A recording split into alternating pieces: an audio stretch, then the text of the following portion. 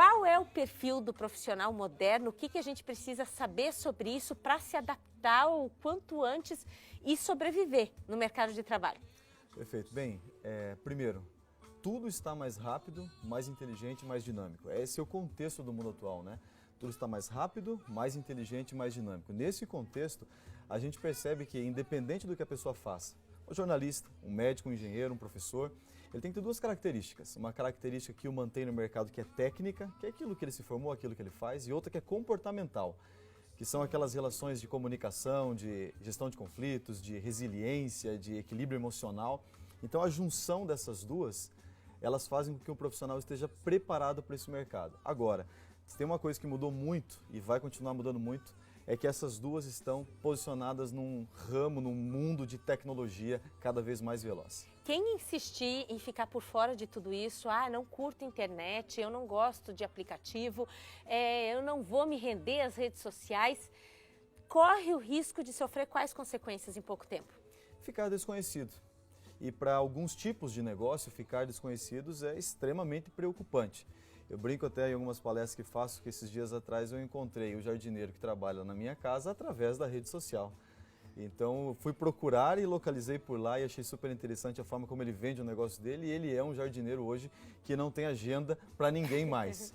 Automarqueteiro. É automarqueteiro, exatamente isso. A gente vê hoje profissionais como, por exemplo, da área de limpeza expondo seus produtos na rede social. Então a internet ela é uma avenida de oportunidades. Não vou dizer que não tenha oportunidades pessoas que não estão neste ramo, envolvidos com a tecnologia. Mas, consequentemente, da maneira como o mundo está girando rápido, inteligente, dinâmico, é preciso que as pessoas estejam antenadas à ligação com esses aplicativos, com a internet, com a tecnologia. O melhor profissional continua sendo aquele que até pouco tempo era considerado o cara por ter sido extremamente leal e fiel à mesma empresa desde o início da carreira? Já não é mais assim. O meu pai, por exemplo, trabalhou em 2 lugares a vida toda dele. Eu tenho a metade da vida dele, já trabalhei em 8 lugares. Nesse exato momento tenho 2 empresas, trabalho em 3 lugares diferentes. Ao mesmo tempo? Ao mesmo tempo. Então isso é um fenômeno da empregabilidade. Hoje nós já temos adolescentes no Brasil que não vão trabalhar CLT. Eles já têm canais no YouTube que estão vendendo produtos deles ou como se faz as coisas com 12, 13, 14, 15 anos. Ganhando dinheiro com isso. Ganhando dinheiro, exatamente isso. Então, a gente vive um momento onde que entra uma palavrinha interessante chamada empreendedorismo, né? Então, o Brasil hoje, ele é uma avenida de oportunidades. A gente tem que olhar que aonde existe muito problema, existe muita burocracia, existe muita oportunidade. Aonde está tudo certo, é mais difícil de você encontrar alguma coisa que você possa para emplacar. Agora, num mundo de problemas que a gente vive praticamente de dificuldades, filas, atrasos, etc., aí estão as oportunidades. Se você olhar as principais empresas que vêm surgindo de tecnologia nos últimos anos, elas estão fazendo o quê? Elas estão resolvendo a nossa vida, elas estão melhorando o tempo, melhorando a produtividade. Então, não necessariamente uma pessoa que vai ficar 30 anos numa empresa é o cara, né? Tem que ter a visão do todo. Visão do todo. O que a gente ainda não está enxergando que bem provavelmente vai acontecer a curto prazo?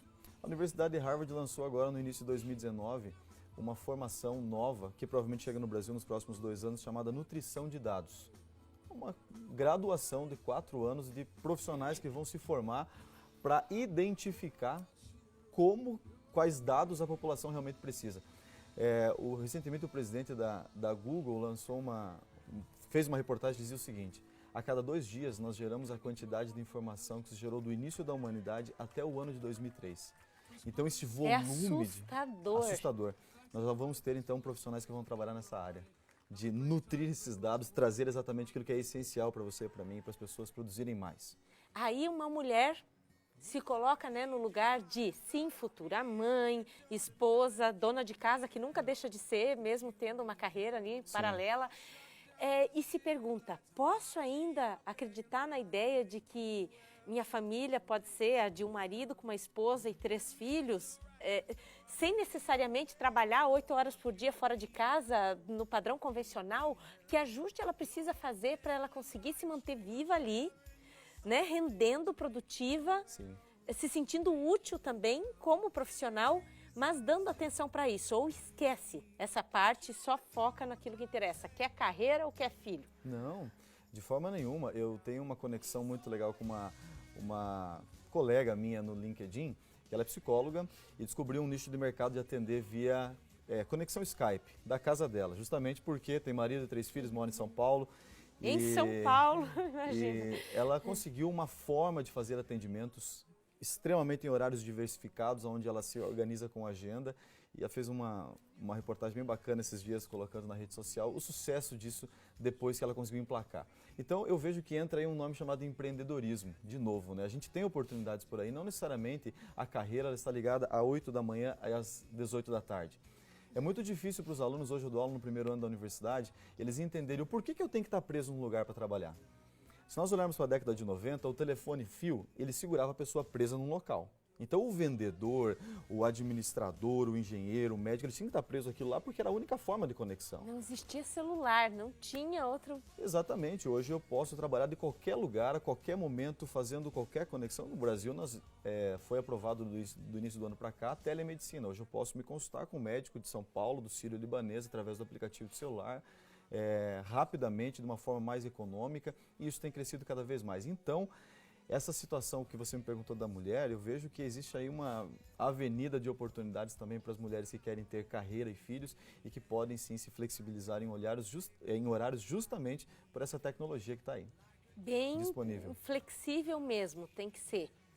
Sim, sim. A gente tentar enxergar as coisas de uma maneira diferente. E a pessoa que já passou dos 60, que talvez queira continuar trabalhando ou precise continuar trabalhando. Nesse quadro, quando a gente analisa, o que tem que ser dito para ela? Olha, teve recentemente o Fórum Mundial de Carreiras e tal, econômico, que falava muito sobre carreiras e dizia o seguinte: nós estamos vivendo a Revolução 4.0, a indústria 4.0, a internet das coisas, a inteligência artificial, então tudo isso as pessoas ficam pensando, meu Deus, eu vou perder o emprego, meu Deus, o que vai acontecer comigo, para onde vão os empregos? E uma das coisas, um dos painéis que estava lá muito claro dizia o seguinte: ações ou carreiras ou trabalhos que demandem de empatia nunca vão sair da mão das pessoas. Grande parte do que nós temos no trabalho demanda de empatia. Então, por exemplo, advogado. Um advogado demanda muita empatia para atender, então não necessariamente apenas um software vai tirar a função dele. Quando a gente fala de pessoas de mais idade, tem um case muito de sucesso que foi o da Ipiranga. A Ipiranga trouxe senhores aposentados, senhoras aposentadas acima de 65 anos para serem frentistas novamente. Em diversas cidades grandes, grandes centros, eles tiveram um resultado fantástico. Case de sucesso. Essas pessoas, elas têm uma facilidade muito maior de serem empáticas do que as gerações mais novas. Então, e ser empático é uma diferença enorme. De ser verdadeiro ali na hora, se colocar no lugar do outro, passar com carisma a mensagem. Exatamente. Olha então, as profissões que vão demandar empatia, elas estão extremamente posicionadas numa oportunidade justamente para pessoas que estão acima de 60 anos. E as pessoas estão com saúde até o fim hoje, exatamente. Muito dispostas. Dispostas, exatamente. Com energia, com pique, dando olé em muita gente jovem, mais preguiçosinha também, nisso tudo. Quando a gente fala do equilíbrio emocional, por que tem que dar tanta atenção para esse lado? Porque a gente fala muito eu comecei falando agora na entrevista sobre tudo estar mais rápido, mais inteligente, mais dinâmico, mais evolução, essa loucura toda, mas tem coisas que nunca vão mudar. O relacionamento humano, essa capacidade que acabamos de falar de ser empático, de ter um equilíbrio emocional, fala agora não é o momento, agora é o momento. Ter controle sobre as emoções faça com que a gente se conecte mais com as pessoas, faça com que eu consiga ter um relacionamento de melhor qualidade, de sustentabilidade. Isso é tão importante, tanto na vida pessoal quanto na vida profissional. Não é tão fácil conseguir isso, é a base de muito sofrimento, aprendizado, experiência, mas uma pessoa que realmente tem um equilíbrio emocional, que consiga se autogerir, né, é uma pessoa que consequentemente é mais empática e tem mais habilidade social. Só essa serve para montar o próprio negócio? Para não ser empregada de outra? Somente isto não, né? É aquele conjunto das duas situações. Eu vou montar um negócio, por exemplo, eu posso abrir uma empresa de fazer brigadeiros, eu posso fazer um brigadeiro extremamente barato, eu posso fazer um brigadeiro gourmet, eu preciso também ter técnica e ter comportamento. Independente do tipo de negócio, não basta só uma boa vontade e equilíbrio emocional. É preciso que também tenha o conhecimento técnico do negócio. Domínio das finanças, não só das altas tecnologias, da internet. É um complexo de coisas, né? Capacitação sempre. Em quê? Em tudo. Isso, e o mais importante de tudo, neste momento do profissional moderno, é saber desaprender. A gente precisa ter essa capacidade. Reconhecer que não sabe tudo. Isso, e principalmente quebrando paradigmas. Eu sou professor, comecei a dar aula há mais de 10 anos atrás, 12 anos atrás. Quando eu comecei a dar aula, o quadro era o ambiente mais relevante de uma sala de aula. Hoje, no nível superior, é o menos relevante. E nós tivemos que aprender ao longo desse período que hoje, se eu escrever no quadro, o aluno vai tirar uma foto do que eu escrevi. No nível superior, estou dizendo, obviamente que em níveis de fundamental, precisa aprender a escrever, obviamente. Mas no ensino superior, hoje, eu já não posso mais cair nessa armadilha de que eu tenho que obrigar o aluno, não, você vai escrever tudo que eu escrevi no quadro. E nem eu perder todo aquele tempo de ter 40 minutos de costas para o quadro escrevendo. Em alguns momentos, eu acredito que ainda é relevante, mas na maioria não mais. Porque o tempo é tão escasso numa sala de aula que é preciso que a gente se reinvente de uma maneira diferente. Isso é só um exemplo. Aí você leva para a tua realidade e diz, e o que aqui eu estou teimando, né, insistindo em não fazer diferente? Vai lá. Jean, muito obrigada. Eu que agradeço a oportunidade. Bom restinho de semana para você, bom final de semana, sempre super produtivo.